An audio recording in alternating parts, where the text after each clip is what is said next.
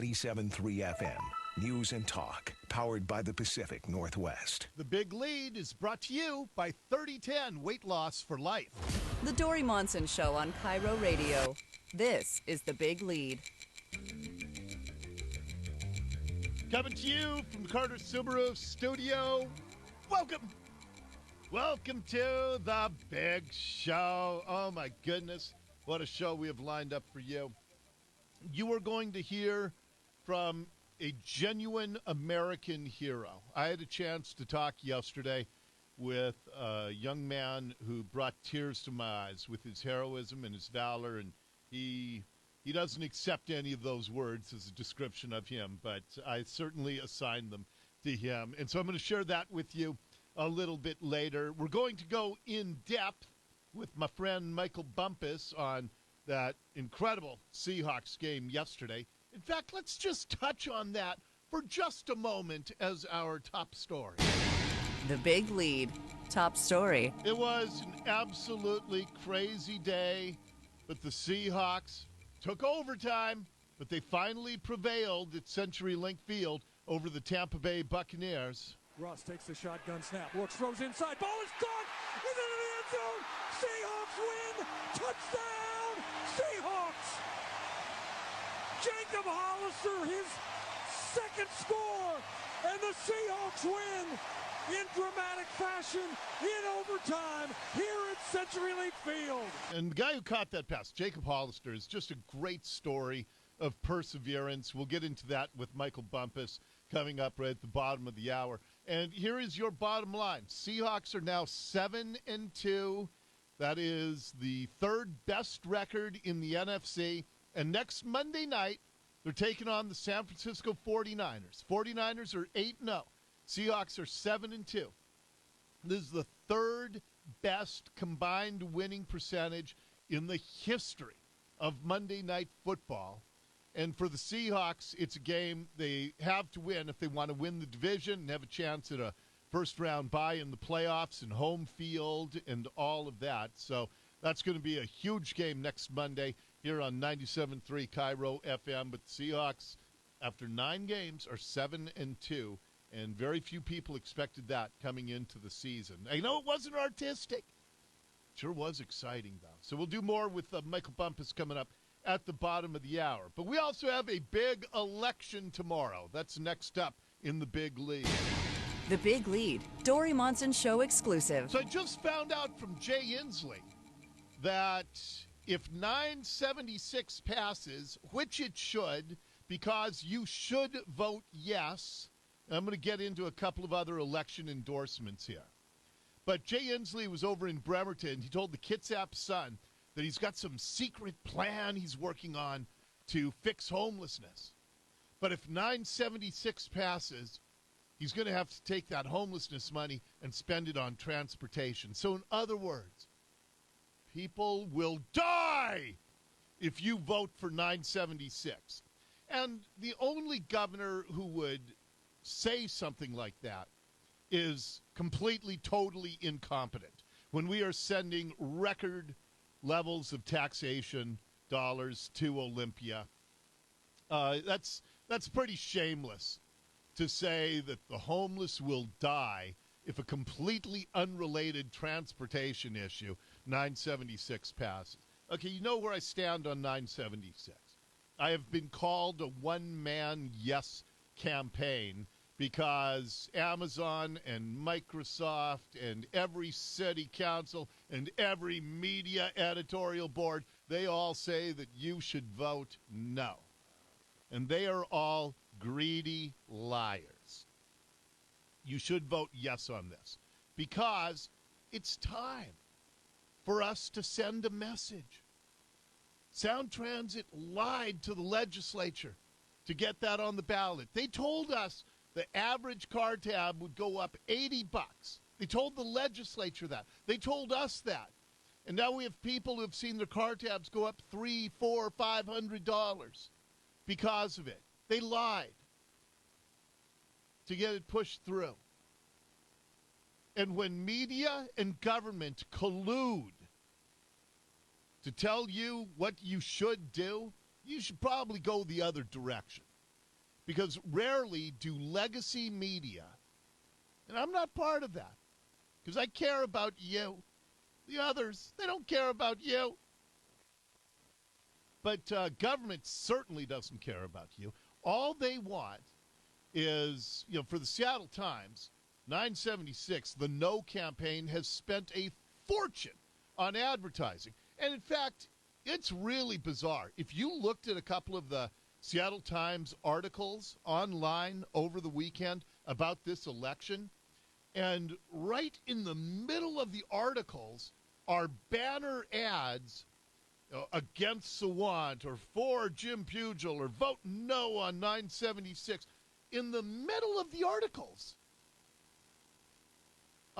which shows a level of desperation financially at the Seattle Times. They never would have done that. They never would have put a banner ad that breaks up the paragraphs in an article about a political election a couple of years ago. They just wouldn't have done it in what is supposed to be objective news reporting. And then you put somebody's campaign ad right smack dab in the middle. Again, that shows their level of financial desperation. And so when you have the No campaign, I believe, has bought off the Seattle Times. They spent a lot of the $4.5 million on TV ads and the Seattle Times online. And then you have this completely phony Aurora Bridge lane shutdown, where the state DOT coincidentally had an engineer go out last weekend, 9 days before the election, and discovered, lo and behold, we got to shut down a lane of the Aurora Bridge. And then they must have gotten some polling back. 976 is still passing. And so they said, we got to shut down 2 lanes. It's going to be traffic chaos in the mornings. And I think that there is this vested interest by media, by government. They need to keep the billions of dollars that you and I will get to keep as part of our family hard-earned money.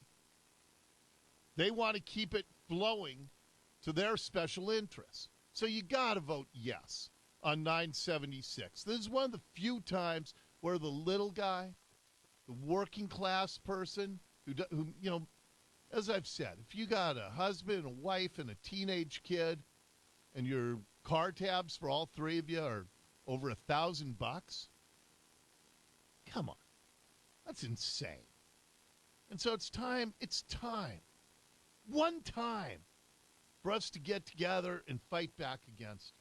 Okay, another one I feel really strongly about is this Referendum 88, which, if it passes, it will reinstate affirmative action in Washington. If you believe in a meritocracy, if you believe that all people should be judged by the content of their skin, of their character, and not the color of their skin, if you believe that everybody should be judged on their individual merits and not as part of racial politics, you must vote no on this Referendum 88. About 20 years ago, the voters of this state said, we don't want affirmative action. And what that did was it certainly helped some communities of color. Asians did fantastic because they are disproportionately represented in colleges. Why is that? Well, because Asian families, in general, place an absolute premium on the family unit, on education, on parents being involved and helping their kids get through school as excellently as possible.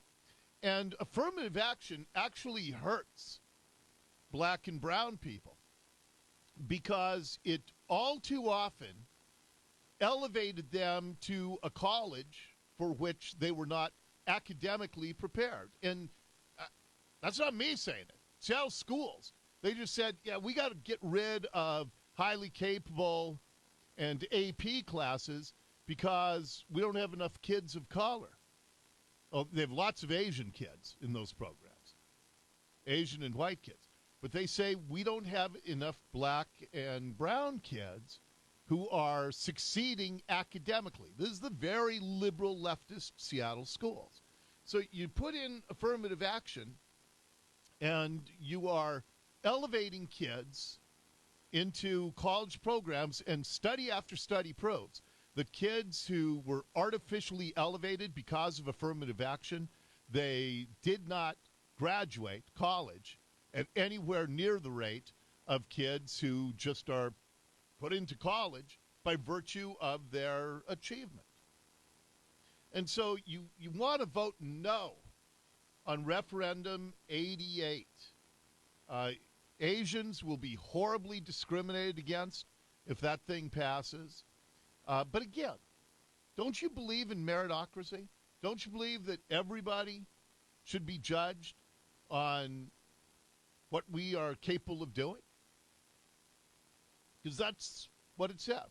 Everybody's judged as an individual and not because of some identity politics that this region loves to play. So I'm a big-time no vote on referendum 88. And I'll just toss out one other in my little voter's guide. King County, they have this Property One levy for Medic One. Who could vote against Medic One? One of the finest systems in the country, we're told. Well, I can. I know it's going to pass with over 60%, but I'm a no vote. Why? Because I believe King County collecting record tax revenues should fund Medic One first and foremost, above everything else with all the dollars they take in. But instead, they love to play this game. Let's take something that everybody loves, something that no thinking person could say no to, and let's make them raise their property taxes to keep funding it. Now, you know what? We pay plenty in property taxes, most of it going to King County.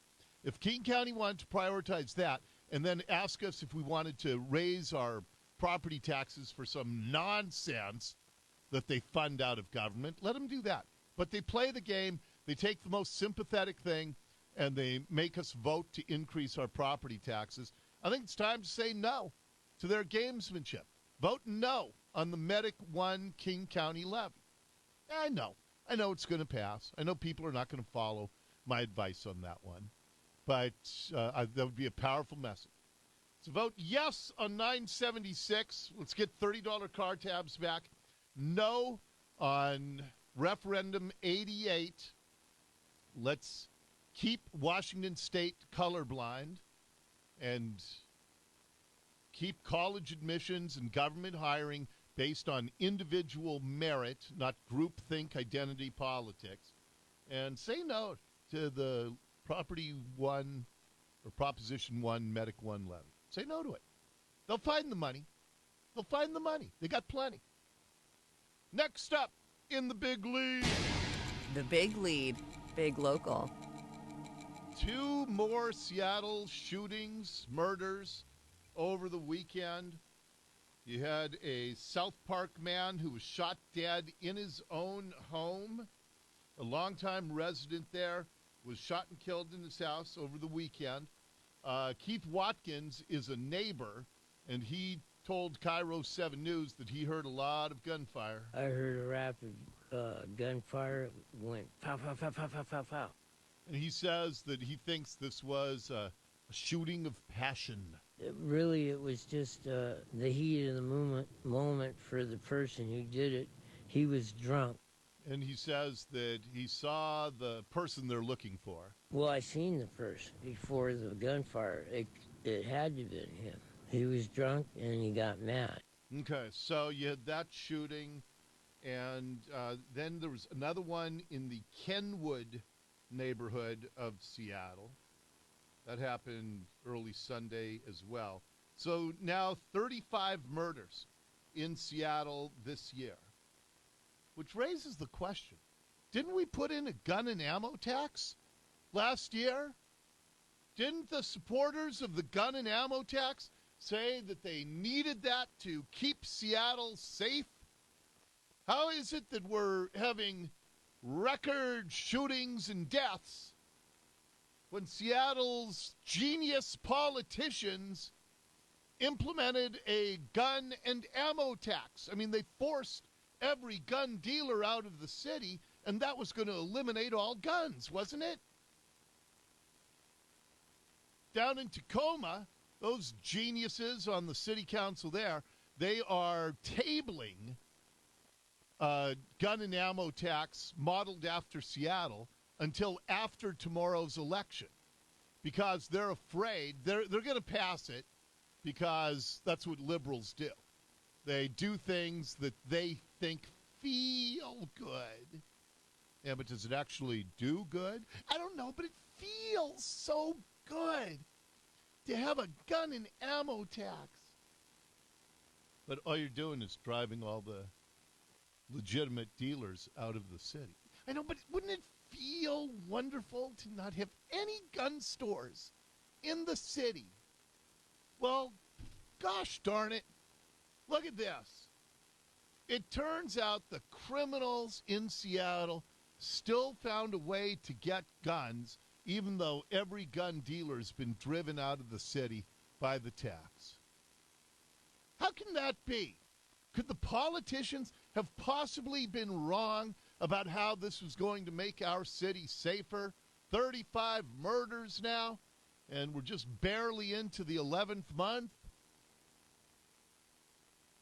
I thought the cities that had the toughest, strictest gun laws, Chicago, Washington, D.C., Baltimore, Seattle, I thought we were all the safest from gun violence.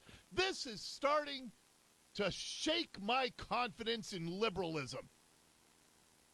And that is your big lead this hour. The Big Lead on KIRO Radio. Ursula's going to check the news, and then we will revisit yesterday's thrilling Seahawks game. Michael Bumpus will join me for that. That's next on the Dori Monson Show.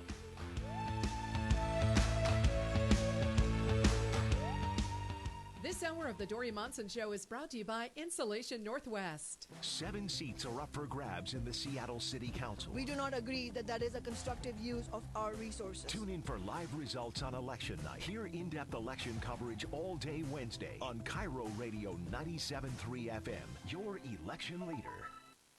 Are you thinking about investing in your home? Because let's face it, with the holidays coming up, maybe you're going to have family coming over to visit or friends. You always end up in the kitchen. Is your kitchen all you want it to be? Because your kitchen cabinets are the absolute centerpiece of any kitchen remodel. And that's why I want you to talk to the people at Superior Cabinets. Superior Cabinets has been serving the Northwest and our Northwest homes for nearly 40 years. Of course, they're licensed and bonded, but it's their free design, quote, and measuring consultation for your next kitchen or bath project. They also do entertainment centers, bathroom vanities, closets, much more. Everything's custom built to fit your space. It's all wood construction. At Superior Cabinets, they offer superior customer service, too. You are going to love working with them. Do-it-yourselfer? They have free monthly seminars on remodeling and design with staff with over 30 years experience.